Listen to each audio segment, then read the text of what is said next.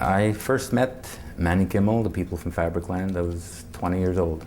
I was moved out to Ontario, and I was selling textile stores in Ontario. And Fabricland was just starting in those days. I remember I was introduced to Manny by Jackie Francis.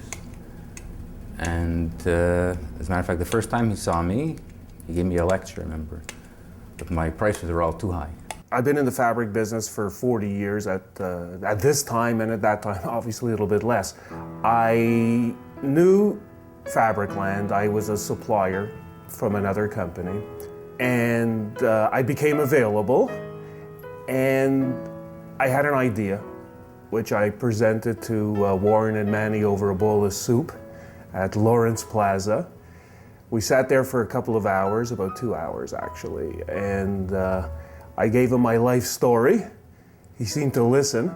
And as I finished, he turned to me and he says, okay, let's go into business together, start tomorrow morning. I met Manny, I guess in '74. We were running Rosie D, which is a US company at the time. We had velour, which he needed, and we were one of the specialists at, so we found a way to buy out the US operation, and we're still doing everything today. Well, when I was involved in Fabricland, it was a lot of guts and hard work. You know, we traveled all over finding, Manny was probably the best buyer that was ever born. He was a magnificent buyer, very tough. But with Manny, a handshake, and he would buy $100,000 worth of fabric on a handshake. When he was young, because he had nothing anyway, and he wanted to make a couple of dollars in that, there was a farmer who was selling the cattle. And then, so he thought, okay, well, here's a guy who wants to buy a cow. He went to the guy that was looking for a cow. He made a deal with him for a certain price. He went back over to the farmer who had the cow and made a deal with him for the certain price, and then he sold it, and he made the difference of the money. So he bought it with the guy's money, and he had extra. He said, that's how I wheeled and dealed. So when he came here, and that's how he was called when he was younger and is, 8 or 10 years old, back in Poland, he was nicknamed the Kupiec, which was the buyer.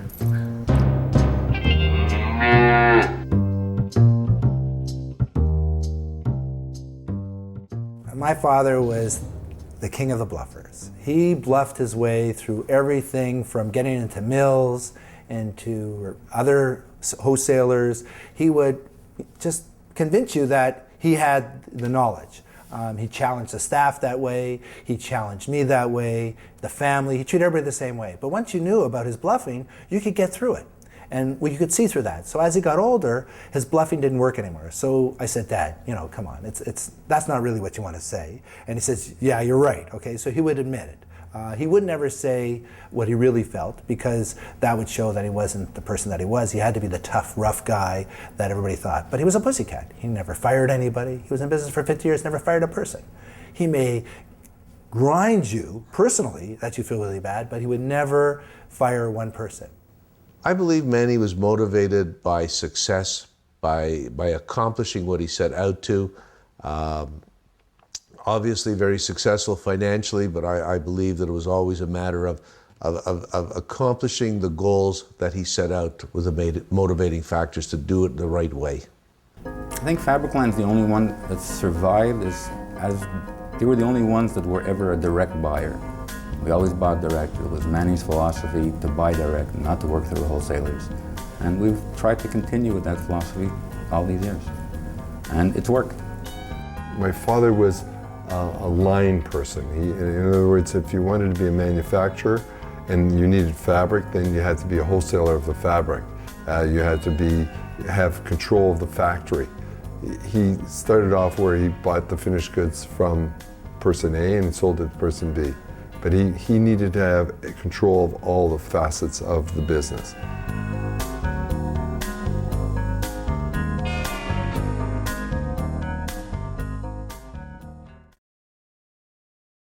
Manny taught me a lot. He really taught me a lot. I go, to Montreal sometimes with him, and just listening to the man. I mean, I'd watch a miracle happen. A new piece of fabric, had just come into the wholesaler, Bruck Mills, or we used to have mills in Canada then. We don't anymore, but we did then. And in half an hour, he had convinced the man this was a piece of junk and he had to get rid of it. I use, the stuff I've learned from Manny every day. We learned the whole business process and how to look a person in the eye and know what price you can get, or how to make a proper bargain and what to buy, how to handle inventories. It's just all common sense. That's what he said from day one is if you use common sense, you can't fail. I learned from Manny Kimmel one of the most important things that I still use today. Buy low, sell high. The Manny Kimmel way of doing business. And that's exactly what I do. My father was a very hard man from the exterior. When you saw him, he was in a business mode look. But inside, he was very soft and he was very caring. He was very charitable. He was very understanding. And so that's who he was. He was a very, very kind person and should be remembered for that kindness.